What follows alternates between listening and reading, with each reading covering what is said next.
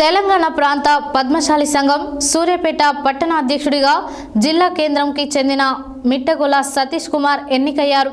జిల్లా కేంద్రంలోని పద్మశాలి సంఘం భవనంలో సోమవారం ఏర్పాటు చేసిన సమావేశంలో పట్టణ నూతన కమిటీ ఏకగ్రీవంగా ఎన్నుకున్నట్లు ఒక ప్రకటనలో తెలిపారు.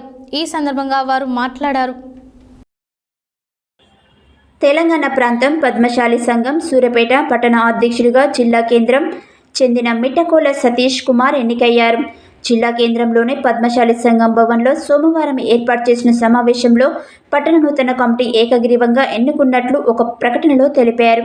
ఉపాధ్యక్షులుగా కోట వీరయ్య, జనరల్ సెక్రటరీగా రమేష్, వర్కింగ్ ప్రెసిడెంట్ వరకాల శ్రీనివాస్, కో జాయింట్ సెక్రటరీగా వరకాల ప్రవీణ్, వైస్ ప్రెసిడెంట్ గంజి శ్రీనివాస్, కోశాధికారి మిట్టగొల మధు, వరకాల నవీన్, కార్యవర్గ సభ్యులుగా ఏలే ప్రభాకర్, వై రమేష్, మిట్టగొల కోటయ్య, మల్లికార్జున్, శ్రీకాంత్, సరస్వతి, కుక్కల సంపత్ కుమార్, కుక్కల శ్యామ్, పాండు, గంజి, సైదేశ్ను ఎన్నుకున్నారు. ఈ కార్యక్రమంలో సంఘం సభ్యులు పాల్గొన్నారు.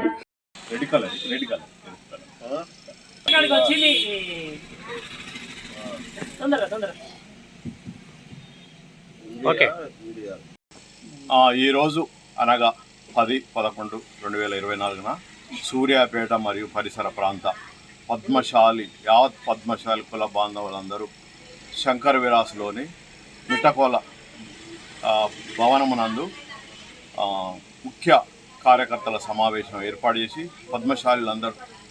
అందరూ కలిసి సమావేశం ఏర్పాటు చేసి ఈరోజు ఏకగ్రీవంగా పద్మశాలి పట్టణ కమిటీ అధ్యక్షుడిగా మిట్టగొల సతీష్ కుమార్ని ఎన్నుకోవడం జరిగింది. అదేవిధంగా ప్రధాన కార్యదర్శిగా ఇంటి పేరేదే ఈ సంఘ ప్రధాన కార్యదర్శిగా దుమ్మాటి రమేష్ గారిని, వర్కింగ్ ప్రెసిడెంట్గా ఇక్కడ తలశెట్టి శ్రీనివాస్ గారిని, వైస్ ప్రెసిడెంట్గా కోట వీరయ్య గారిని, ట్రెజరర్గా మిట్టగొల మధు గారిని ఈరోజు ఏకగ్రీవంగా ఎన్నుకోవడం జరిగింది. అదేవిధంగా కార్యవర్గ సభ్యులుగా జాయింట్ సెక్రటరీగా వరకాల శ్రీనివాస్ గారిని, సహాయ కార్యదర్శిగా వరకాల ప్రవీణ్ గారిని, కార్యవర్గ సభ్యులుగా వరకాల నవీన్ గారిని, అందుల రమేష్ని కార్యవర్గ సభ్యులుగా, చిలివేరు రాజకోట్ ఈ కమిటీని ఏకగ్రీవంగా ఎన్నుకోవడం జరిగింది. మొత్తం కమిటీ సభ్యులు 20 మంది, దాదాపుగా 20 మందితోటి కమిటీ ఏర్పాటు చేయడం జరిగింది.